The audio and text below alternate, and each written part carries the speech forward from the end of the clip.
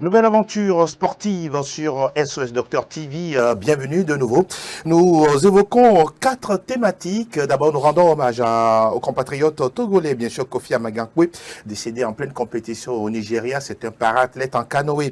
Nous évoquons également la 5e levée de la DL Lonato avec plusieurs enjeux dans les matchs ce week-end.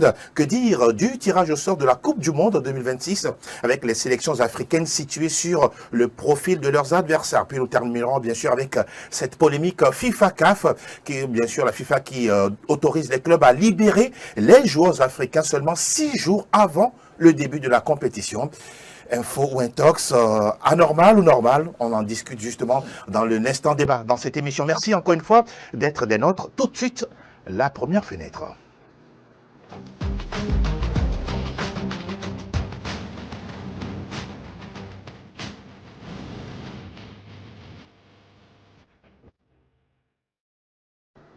Bienvenue dans l'émission Club Sport Santé. Nous ouvrons la première fenêtre avec la cérémonie d'hommage, en tout cas pour cet athlète qui nous a quittés de manière tragique. Mais bien avant, on salue nos invités. Charles D'Anesto, il est là. Bonjour et merci d'être à nos côtés. Bonjour Angelo et bonjour chers téléspectateurs. Merci pour l'invitation. Vous vous portez bien, j'espère. Je vais bien. Très bien. Merci également d'être là. Aziz Agoro, salam alaikum. Wa alaykoum salam, Angelo, bonjour. Bonjour à vous. Comment portez-vous? Je me porte très bien. Sportivement également. Très Très bien. Messieurs, la nouvelle est tombée il y a quelques jours. Elle était tellement à la fois triste et choquante. Ce para-athlète Kofi Amagankwé qui fait du canoë, qui était en compétition du côté du Nigeria. Malheureusement, il rend l'âme. Charles D'Anesto, c'est une nouvelle qui n'arrive pas souvent et qui nous a mis tous en émoi. Oui, c'est vrai. On entend souvent parler de ces genres d'incidents ou bien d'accidents dans d'autres pays. Cette fois-ci, je pense que c'est sur un athlète togolais que ça vient d'arriver. Ça fait vraiment... c'est vraiment choquant, Oui. mais au même moment, je pense que il est vraiment très important de penser à comment est-ce que cet accident-là est survenu. Puisqu'on parle d'une séance d'entraînement. Oui. Et bon, je me dis, quelles sont les conditions sécuritaires qui ont été mises en place par les organisateurs dans de pareilles circonstances. Et puis bon, pour un chavirement de la barque, je me dis quelle a été la réaction de l'intervention des pompiers, et tout ça là, je pense que c'est ce qui choque. Ce n'était même pas en pleine compétition, on allait dire une séance d'entraînement pour se mettre en forme pour une compétition, et puis on perd un athlète. Je pense que c'est vraiment triste. C'est arrivé comme cela, un 29 novembre. Oui. Moi, j'ai appris l'information le 1er décembre à travers les canaux du Comité national olympique du Togo, qui a annoncé l'événement malheureux. C'est triste pour le sport togolais. Je pense que le plus important, c'est de prier pour le repos de l'âme de notre athlète et puis de mener des enquêtes pour voir les contours de cet accident-là, pour qu'on puisse anticiper pour les prochaines fois. Je rappelle en tout cas qu'il y a eu une délégation du CNO Togo, du ministre en charge des sports, Dr Fado Fofana, et bien d'autres collaborateurs qui ont fait le déplacement dans la maison mortuaire. Une nouvelle qui arrive comme ça. C'est vrai qu'on est dans le sport, mais oui, votre analyse justement après avoir eu vent ou eu écho justement d'une telle tragédie. Une information à la fois triste et choquante. On dira que un athlète qui part les armes à la main. Et aujourd'hui, l'information elle est là. Le vin est tiré, il faut le boire. Maintenant, comme Daenerso l'a dit, il faut revoir les contours de tout ce qui se passe pour qu'à l'avenir, on ne puisse plus tomber dans ce genre de situation. Quelles sont quelles sont les conditions dans lesquelles ces séances d'entraînement étaient en train d'être faites?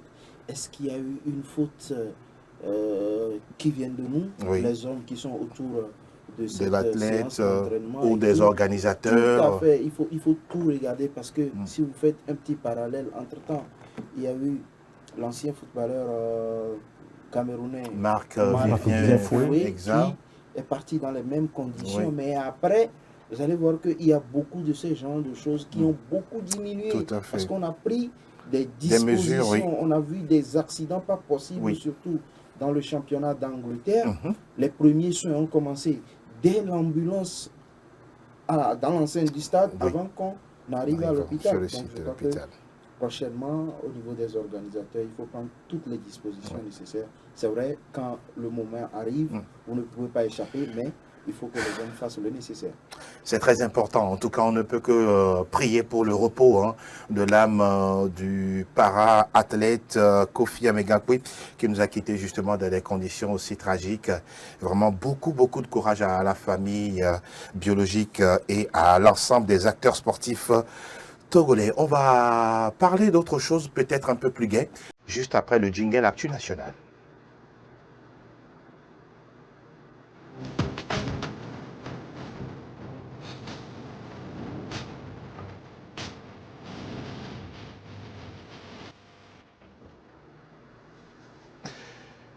Messieurs, nous nous intéressons désormais à d'autres infos, notamment à la 5e levée de la D1 Lonato, le championnat national de football, avec 7 matchs au menu, comme d'habitude. On va d'abord parler de ce match en avancée, comme on le dit souvent, c'est par rapport à l'indisponibilité des terrains qu'il y a certains matchs prévus les samedis, ne soyez pas du tout inquiets là-dessus. Charles, il y a ce match-là qui est attendu à Kara, entre l'AS Bina de Bonfoire-Miao, toujours privé de victoire depuis le début de la saison, et Gomido également qui fait le déplacement de Kara. Comment vous entrevoyez cette confrontation? Non, mais je pense que, comme vous l'avez si bien dit en introduction de cette rencontre, l'AS Bina est quelque peu orphelin de son public. Vous savez, l'équipe quitte la Bina et parcourt des kilomètres pour venir jouer à Kara. Oui, Pagoda, Kara. Ça fait plus de 30 km. Plus de 30 km. L'équipe quitte, alors qu'à Kara, on ne voit pas cette mobilisation-là derrière l'équipe, tout comme Asco qui joue à domicile.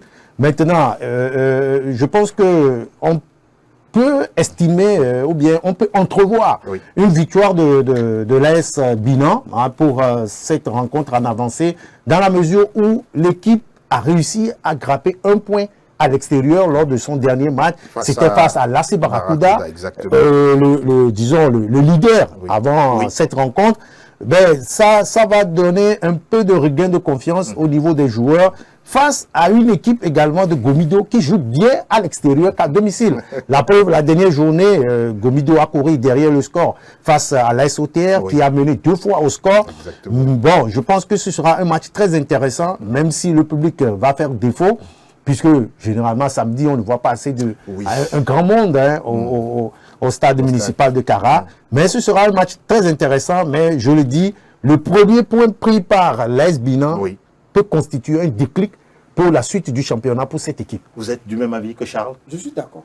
C'est un tournant pour Bonfoire-Miao et toute sa troupe, parce que il permet et il contraint l'AC Barracuda jusque-là, qui est leader de ce championnat, avec un magnifique groupe.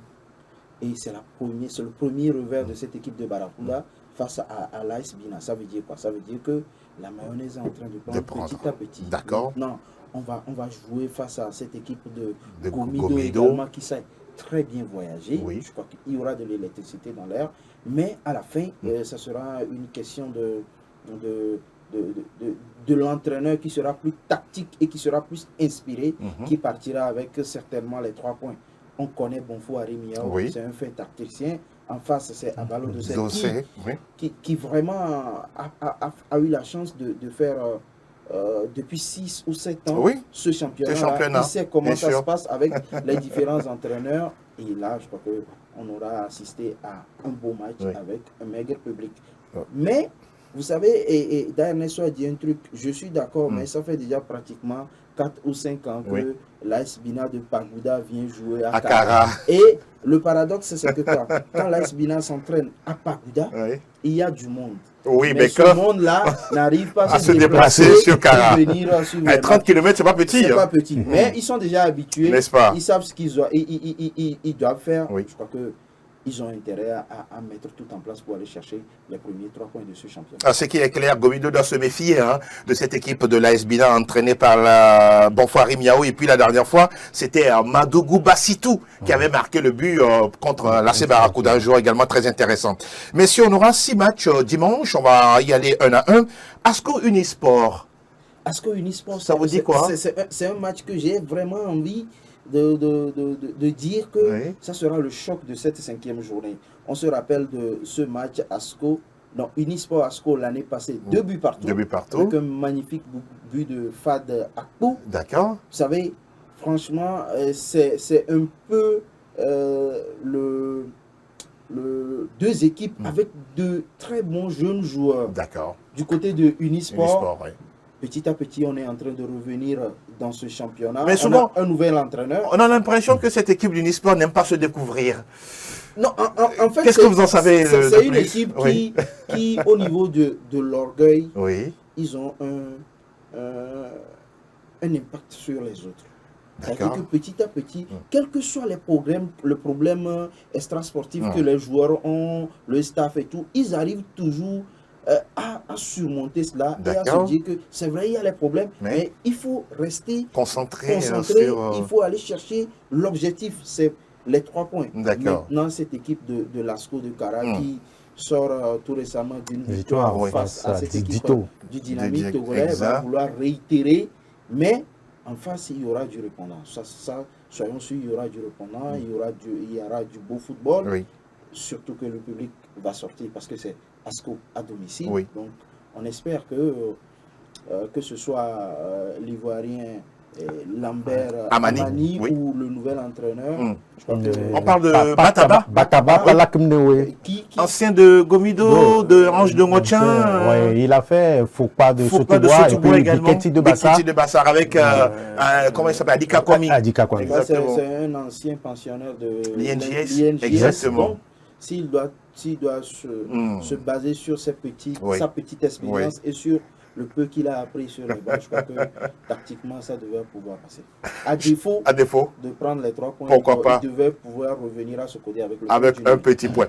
Avant de rapidement terminer, 30 secondes, Unisport de Sokodé ou de Kouloundé, qu'est-ce qui est mieux? Qu'est-ce qui est souvent dit? Qu'est-ce qui est correct?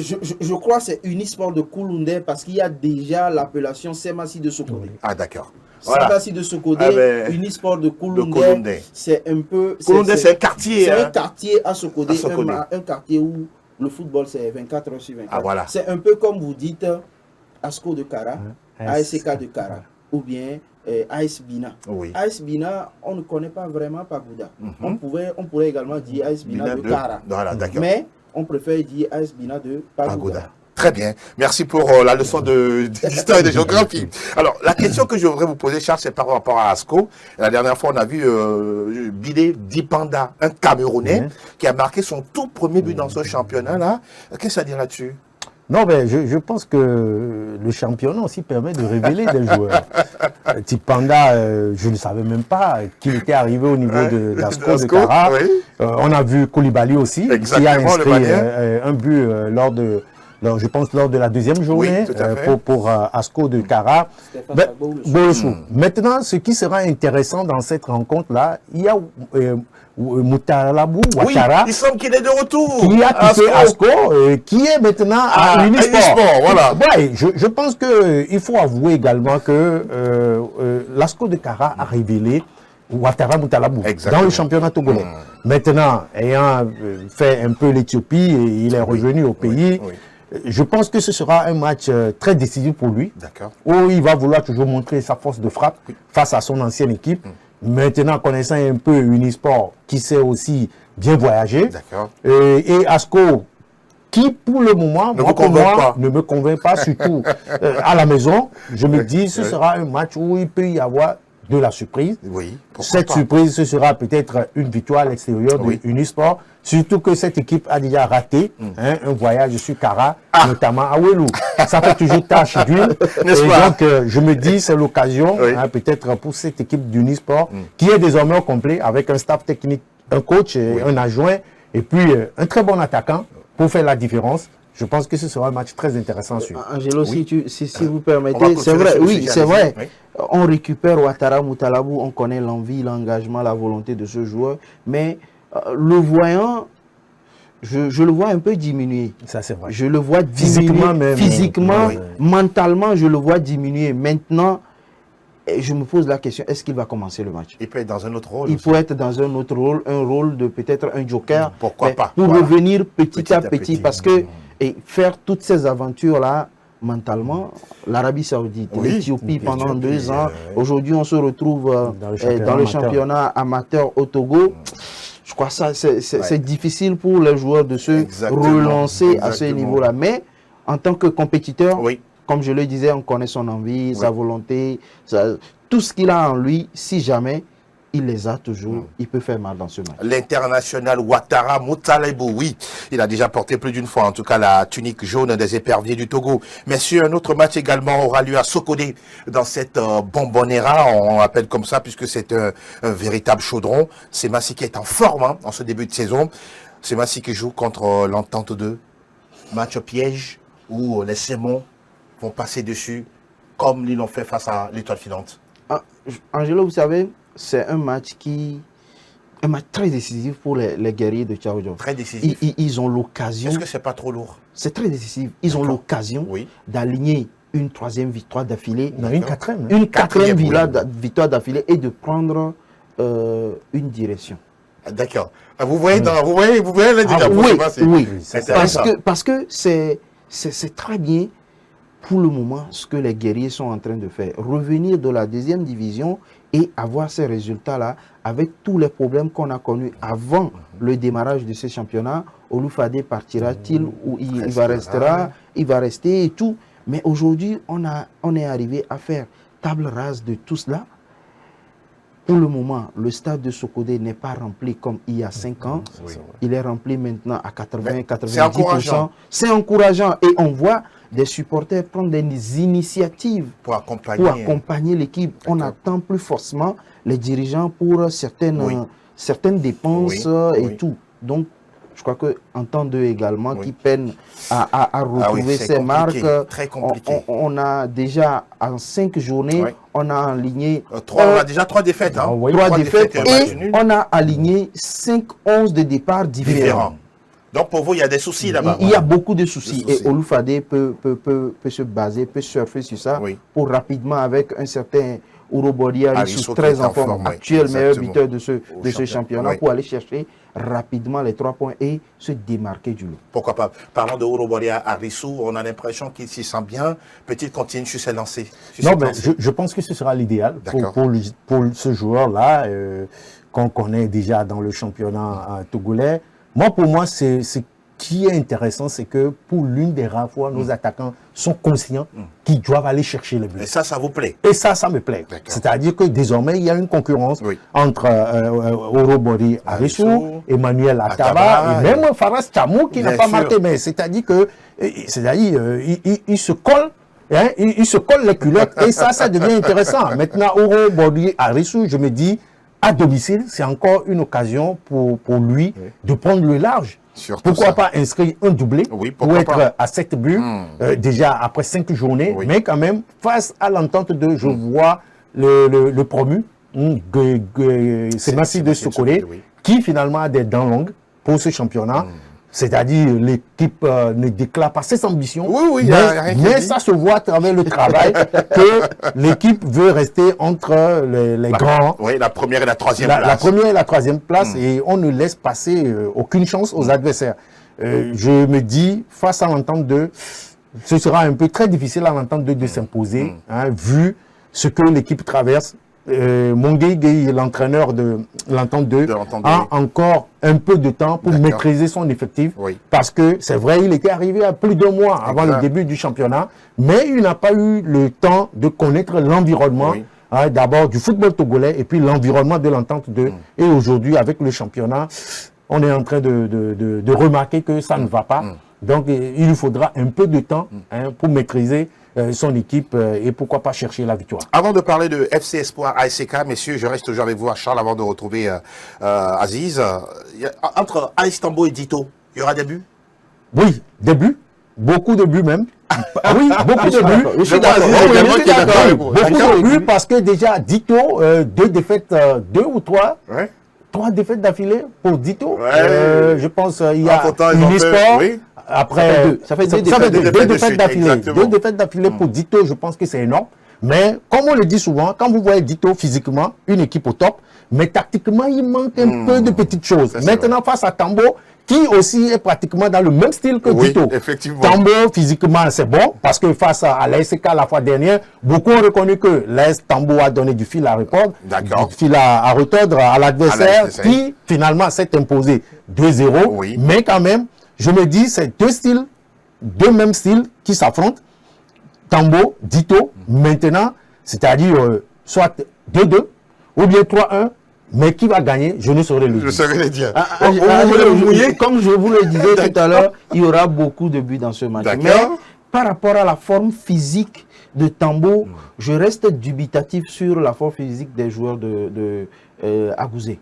Monsieur Agouzé, l'entraîneur de cette équipe de Tambo. Parce que ça va aller à 1000 à l'heure.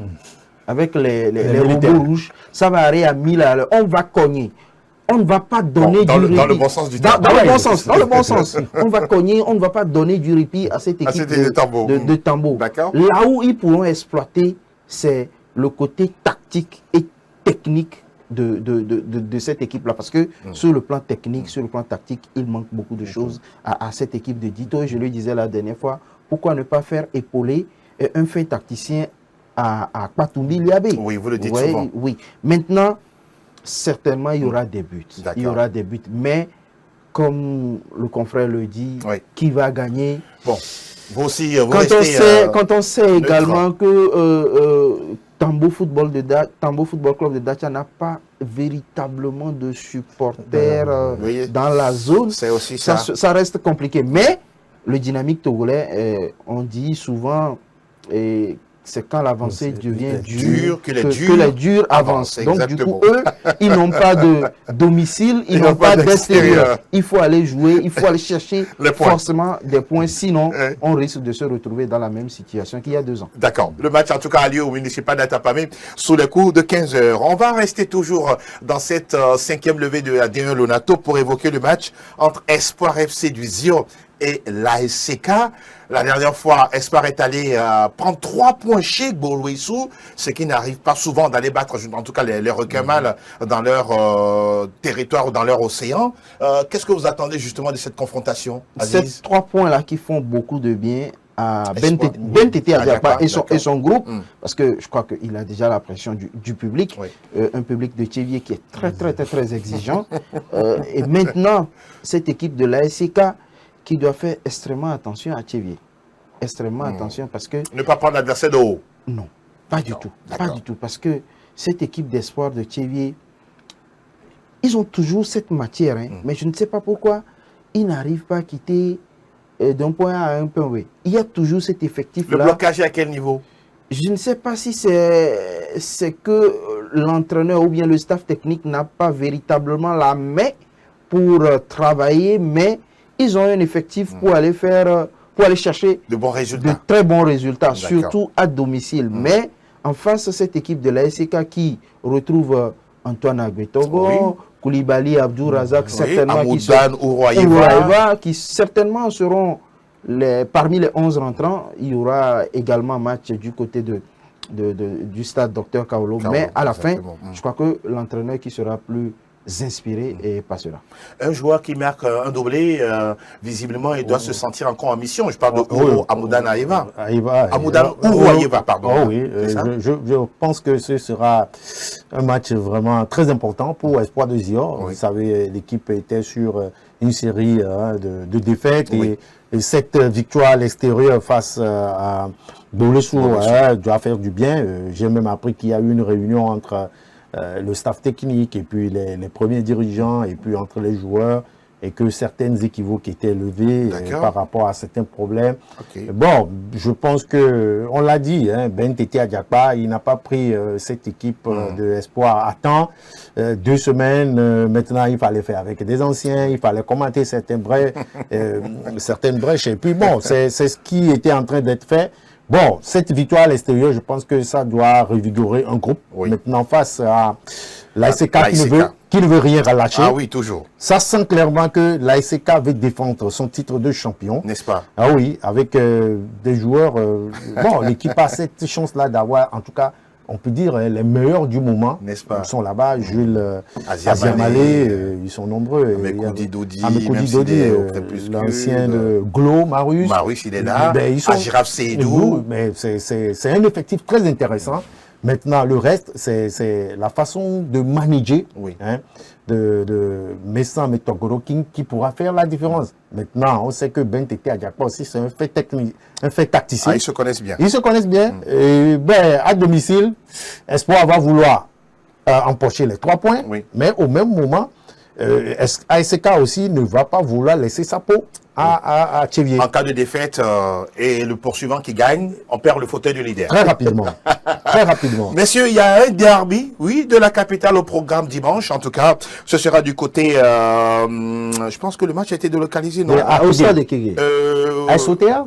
Oui, le match d'OTA à Kégué. Oui, oui. Mais le match Étoile Filante Barracuda est à Bossimi. Oui, à Bossimi. Est toujours maintenu à Bossimi. Ouais, oui. Étoile Filante Barracuda, la dernière fois, Tony est tombé les armes à la main à Sokodé. Et là, il ne sera pas sur le banc. Il ne Il sera a pas pris sur un le banc. carton rouge. Oui, oui. Et donc, l'Étoile qui défie l'AC Barracuda. Il y a match, hein? Oui, il y a match. Je vois un peu l'équipe de l'AC Barracuda. C'est équilibré, visiblement? Non. Je vois l'équipe de l'AC Barracuda prendre le dessus parce que, Ok. vous savez, sur ce match à Sokodé, Oui. il y avait eu 2 joueurs de l'Étoile Filante ont qui pris, avaient eu. exactement, Donc, carton du coup, rouge. oui, le dispositif de l'Étoile Filante va être changé. Maintenant, celui qui a la même mise sur l'équipe, c'est Tony Agbessi. Agbessi, oui. Il ne sera pas là non Aïe, plus. aïe, aïe. Il faut faire avec l'adjoint. Ben, ce sera un peu compliqué.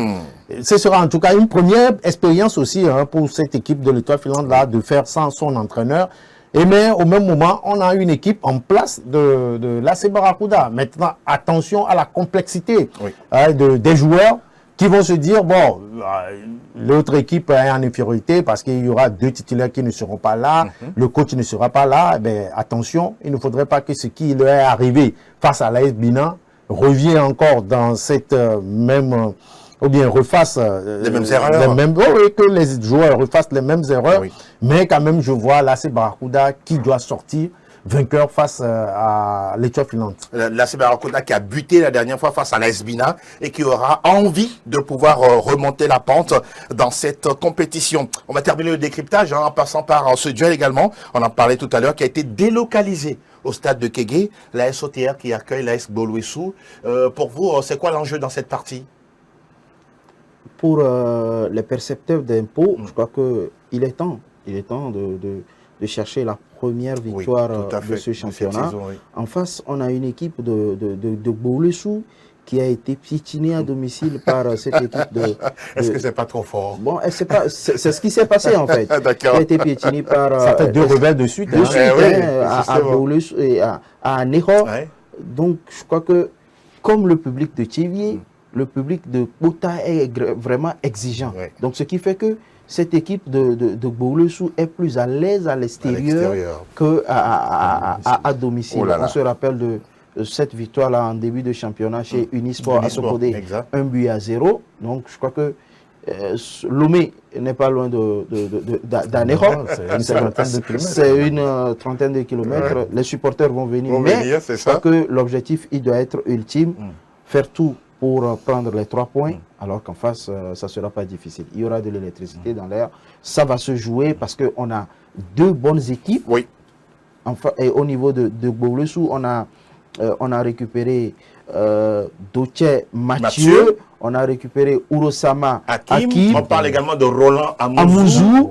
Donc, ancien de l'Asco de Kara. Avec ces joueurs, on peut former une très bonne charnière défensive. D'accord. Maintenant, au milieu de terrain, on a un Ivoirien qui joue très bien. Okay. Un certain Aoudor Richard également, oui, qui sait très bien manier le ballon. Oui. Alors qu'en face de l'OTR, il y a une jeunesse pas possible. Pas possible. Une jeunesse pas possible. C'est vrai. Inexpérimentée, mais qui est en train de faire du bon boulot. Pourquoi pas? Face à cette équipe de Gomido à Kwalimé, on a vu combien de fois les locaux ont couru derrière le score. Oui, tout à fait. Il y aura match à Kégué, mais je vois plutôt cette équipe de l'OTR passer. Ce serait la première victoire des Auterrois? Non, mais comme on l'a tous dit, le point pris lors de la précédente journée est comme un déclic pour toutes ces équipes. Le point pris avec 2 buts marqués. Avec 2 buts marqués. Ça, il faut le signaler. Effectivement. Et je pense que depuis le début du championnat, c'est la première fois que la SOTR a mené au score. Oui. A mené au score avant d'être rattrapé. Maintenant, face à une équipe de Gbolé-sous-des-Lacs qui n'est pas très serein. Ouais. C'est une équipe qui n'est pas du tout sereine. Il faut mettre les choses à l'endroit. Ces deux derniers jours. Même certains pensent même déjà au départ de Maurice Ntoudjen. Déjà. Ouais, à peine 5 journées. Oui, mais vous savez, comme le confrère l'a dit tantôt, le public d'Anero est vraiment très exigeant. Mais il faut laisser la preuve à l'entraîneur à un moment donné. La preuve, lors de la dernière journée, déjà à la 80e minute. Les supporters étaient en train de partir. Oui, les gradins se vidaient. Et on n'a même pas vu le but arriver. Donc, je me dis quand même que cette rencontre serait un moyen pour Maurice Ntoudjen aussi. D'aller chercher des points de rebondir. Voilà, de remettre en confiance son public. Son public, oui. Mais face à la SOTR, ce sera difficile. Le grand problème de la SOTR aujourd'hui, c'est de trouver un attaquant, c'est-à-dire expérimenté. Pour bousculer l'attaque. Oui, je pense que ça va se jouer très facilement. On attend de voir. En tout cas, les résultats vont tomber au soir du dimanche avec tous les résultats concernant les 7 matchs au programme. On regarde rapidement le graphique, le récap, bien sûr, avec ce match. Déjà ce samedi à 15h, AS Bina qui reçoit Gomido, ASCO qui accueille Unisport, Entente 2 en déplacement chez Semassi, le face-à-face Tambo, Dito, sans oublier également ce match intéressant entre FC Espoir et puis la formation de la SCK municipale de Tchévier. Sans oublier le derby de la capitale entre l'Étoile Filante et la Barracuda. Et puis le dernier match au stade de Kégué, il faut le rappeler pas en e-sport, mais au stade de Kégué, entre l'AS OTR et l'AS Boulouissou. Messieurs, c'est ce qu'on retient en tout cas pour cette D1 Lenato, la 5e journée. Nous, on va parler rapidement d'autre chose.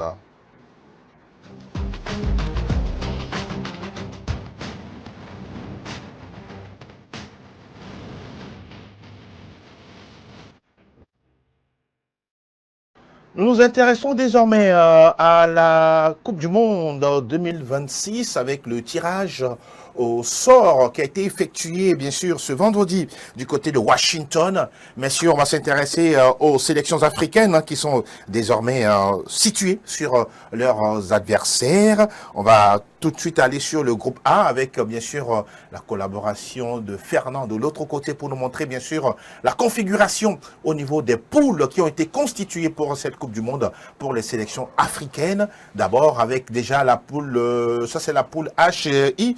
La poule A nous intéresse d'abord avec l'Afrique du Sud. Voilà, l'Afrique du Sud qui est dans la même poule que le Mexique et bien sûr la République de Corée. On voit également le Maroc qui est dans la poule du Brésil, l'Allemagne qui retrouvera la Côte d'Ivoire, la Tunisie qui sera face aux Pays-Bas, l'Égypte qui va rencontrer par exemple la Belgique. L'autre graphique dans la poule H, I et la suite, c'est que on aura par exemple Cap-Vert, Espagne, Sénégal, France, Ghana, Angleterre ou encore Algérie, Argentine. Voilà en tout cas ce que nous retenons pour les configurations qui vont arriver pour les sélections africaines, Aziz, de manière globale pour les sélections africaines. Qu'est-ce que vous retenez? Quand je prends par exemple le groupe H, oui, le groupe du Cap-Vert, oui, et avec l'Espagne, je crois que c'est à ce niveau seulement que je dis qu'il y aura un petit déséquilibre. Mais par rapport aux autres sélections africaines, je crois qu'en termes de qualité, il y a de la qualité dans nos différentes sélections africaines. Et on a des joueurs qui peuvent aller représenter valablement ces pays.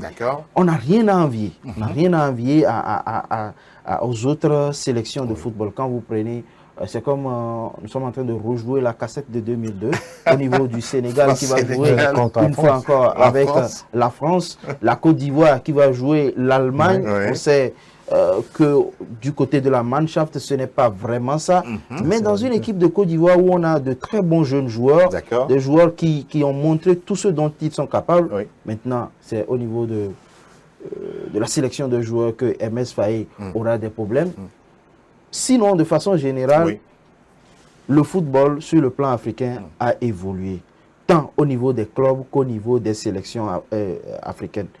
Maintenant, je crois qu'il est temps pour l'Afrique de se dévoiler comme il y a 2 ans le Maroc est en demi-finale. En demi-finale. Et si on veut parler de cette équipe des Lions de l'Atlas qui se retrouve dans le groupe du Brésil, il y a 1 an et demi, cette équipe a battu le Brésil en amical. Donc, ça fera peut-être la 4e ou la 5e équipe africaine à affronter le Brésil après le Ghana qui a gagné, le Cameroun qui a également gagné, cette équipe du Maroc qui a gagné en match amical. Je crois que l'actuelle équipe du Brésil ne fait pas vraiment peur comme il y a de cela quelques années. Les équipes, sinon les sélections africaines, ont leur mot à dire dans cette compétition. Il va seulement falloir une petite organisation et on peut faire quelque chose à cette messe continentale. Pourquoi pas? En tout cas, cette Coupe du Monde qui arrive très très vite, ce sera à partir de juin 2026. Et j'ai dit Charles, merci beaucoup de passer le mot. Un petit trou de mémoire. Charles également, vous avez suivi de très très près, en tout cas, cette cérémonie du tirage au sort. Quelles sont vos impressions sur les adversaires des pays africains? Non, mais je pense que pour moi, à première vue, je me dis ce sera un peu compliqué. Mais au même moment, je me dis on pourra s'en sortir. Comme Aziz l'a dit tout à l'heure, le football africain a connu beaucoup de progrès. D'accord. Le plus important dans une compétition comme la Coupe du Monde, c'est le management, c'est l'organisation autour de l'équipe. Je me dis, la différence va se faire à ces niveaux. C'est des petits détails. Oui, de petits détails. Quand vous voyez un peu le Maroc aujourd'hui, on peut dire que le Maroc est peut-être le numéro 1 africain. Oui. Le numéro 1 africain. Face au Brésil, je pense que le Maroc va dérouler un jeu où il n'y aura même pas... Sans complaisance. Sans complaisance, voilà. Effectivement. Maintenant, la Côte d'Ivoire, déjà, c'est vrai, il y a des jeunes, et Mers Faye, il a fait l'exploit au niveau de la CAN 2023. On va essayer d'évaluer à partir de la CAN 2025 ce que réellement cette équipe de la Côte d'Ivoire. Pourquoi pas. Maintenant, Cap-Vert, c'était la surprise des pays qualifiés. Oui, des pays qualifiés. Comme maintenant, le Togo en 2006. Oui, comme le Togo en 2006. Maintenant, ce sera face à l'Espagne. On connaît la force de frappe de l'Espagne avec toutes ces stars. Mais c'est ce que je dis, tout l'avancée, ou bien la qualification des équipes africaines pour le prochain tour dépendra notamment de l'organisation au plan national et puis du management des joueurs.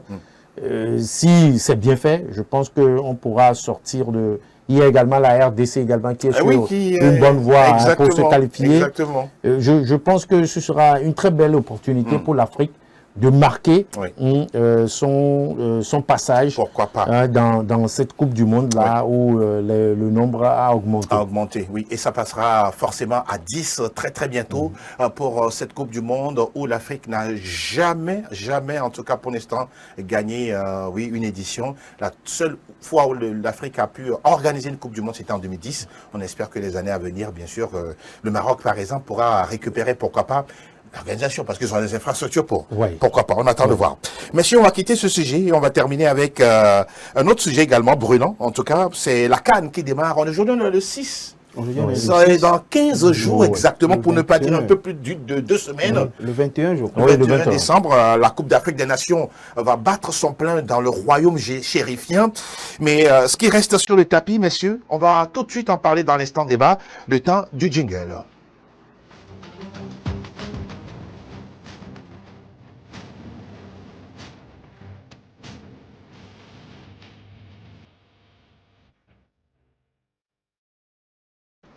Et là, ce sera un duel, des analyses sans langue de bois, parce que là, on a un sujet qui divise plus d'un.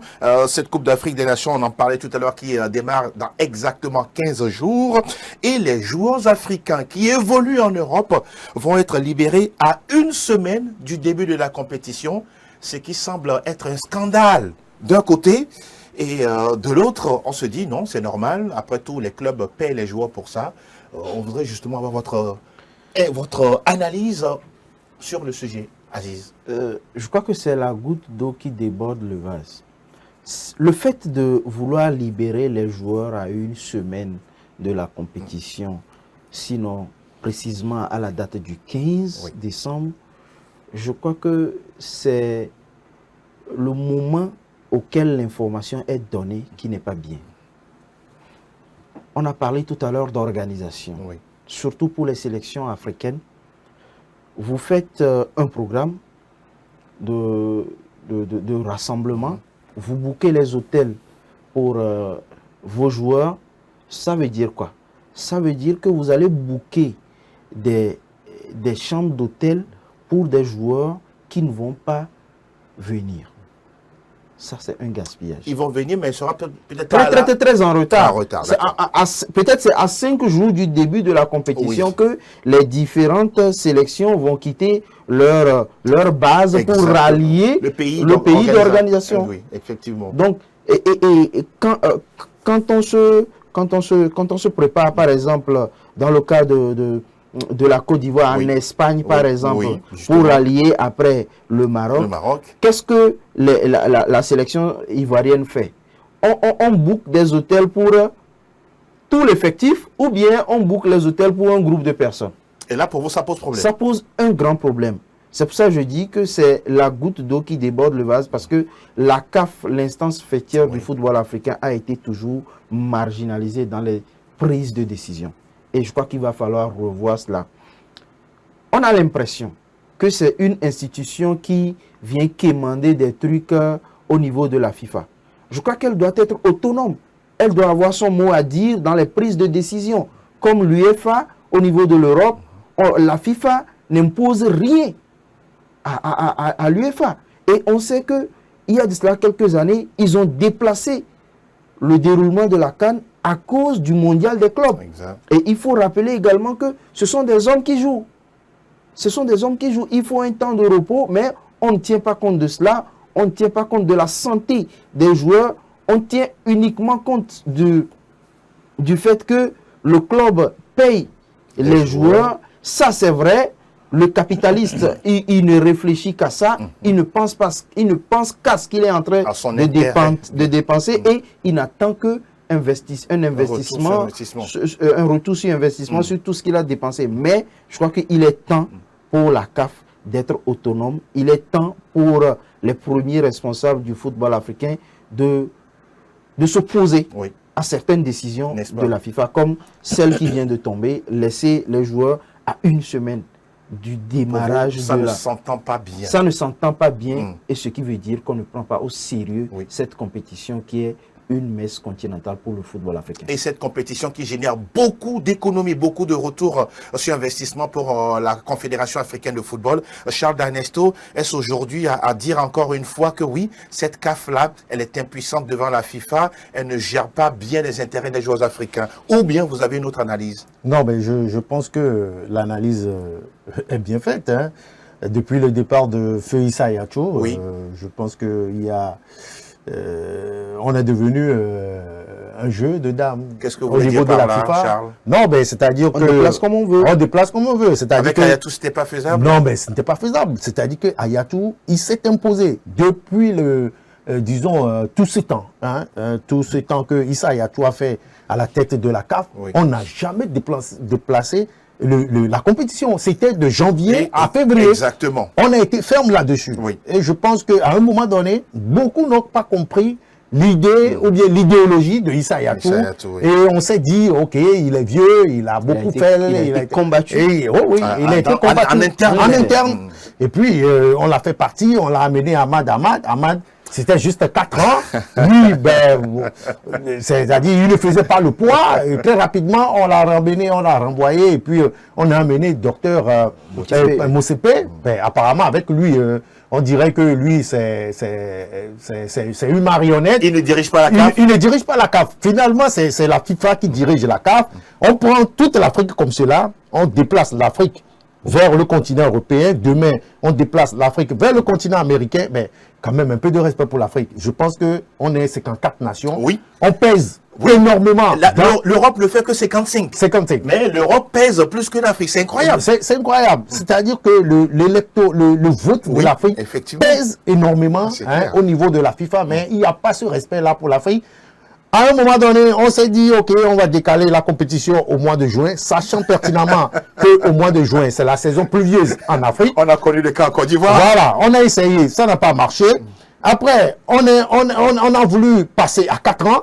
Ça, là aussi, ça n'a pas marché. Oui. Maintenant, on revient au mois de décembre à janvier. Ça aussi, c'est une nouveauté. C'est une nouveauté. Et le hic, c'est qu'on demande au club, aux sélections, patienter. Oui. On va vous libérer vos joueurs à une semaine de la compétition. Je pense que c'est pratiquement tous les sélectionneurs sont montés au créneau pour dénoncer ce qu'ils qualifient de manque de respect pour l'Afrique. Sauf qu'il y a certaines fédérations qui sont restées muettes en Afrique. Non, en fait, oui. Le fait que certaines fédérations soient restées muettes, c'est que la décision, elle est tombée. Le vin est tiré. Ils sont devant le fait accompli. Ils sont devant le fait accompli. Rien ne peut plus être fait. D'accord. Par exemple, quand vous prenez l'exemple des différentes sélections qui ont poussé leur cri d'alarme, qu'est-ce qui a changé? Rien. Alors que quand vous prenez cette année, la compétition, la CAN va se jouer à 24, je crois, à 24 équipes. Quand vous prenez les 24 nations, vous imaginez le nombre de joueurs africains qui évoluent dans les championnats européens. C'est pratiquement 80%. 80%. Minimum. Pourquoi est-ce qu'on ne tient pas compte de cela dans les prises de décision? Et je vais le dire et le marteler, l'Afrique est marginalisée dans les prises de décision. Il va falloir revoir tout cela parce qu'à un moment donné, comme vous venez de le dire, le continent africain, c'est 54 pays.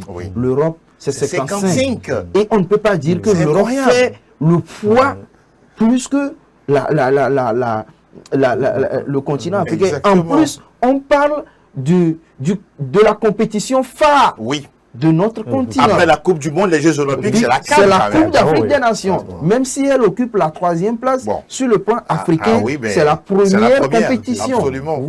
Donc je crois que il faut se resserrer les coudes. L'Afrique a des gens vaillants, des gens bien réfléchis, des gens qui peuvent aller proposer d'autres choses, avoir des arguments pour que dans les prochaines années, on ne puisse pas prendre des décisions pour nous les Africains. Vivement, en tout cas, je pense qu'il est très important au niveau des nations africaines aussi de copier un peu ce qui se fait par le Maroc. Vous voulez parler sur le plan sportif? Sur le plan sportif, je pense qu'il faudrait qu'on arrive à un moment donné à faire jouer nos joueurs africains aussi dans leur pays. Je rappelle que tout ça vient d'une politique d'en haut. Par exemple, au Maroc, c'est que tout est décidé par le roi Mohamed VI. On a vu également en Égypte. En Égypte, c'est rare de voir des joueurs égyptiens évoluer en Europe. Ça, c'est vrai. C'est à compter au bout des doigts. En Afrique du Sud, quand ils sortent, ils ne font pas long feu, ils reviennent. En Afrique du Sud, pareil. En Tanzanie, pareil aujourd'hui. Et je pense qu'il faudrait arriver à un niveau où on va organiser aussi des championnats où il faudrait que les Blancs aussi viennent jouer chez nous en Afrique. Ça, c'est vraiment bien dit. Merci beaucoup, Charles. Oui, ce sujet, en tout cas, reste comme ça sur le tapis. La CAN, c'est à partir du 21 décembre. Nous aurons en tout cas des émissions spéciales concernant cette compétition pour vous faire vivre en tout cas tout ce qui concerne justement la grand-messe du foot continental. Merci Aziz. Angelo, c'est moi. C'était un plaisir. Plaisir partagé. Merci également, cher Charles. Merci Angelo pour l'invitation. On se dit à très très bientôt. On salue également Patrick, Fernand et toute l'équipe technique en tout cas qui a été présente pour la réalisation de ce nouveau numéro. On vous souhaite un excellent après-midi, sans oublier bien sûr que dimanche, allez au stade pour voir quelques matchs de DL Donato. On se retrouve lundi pour le décryptage. Allez, bye bye, ciao ciao.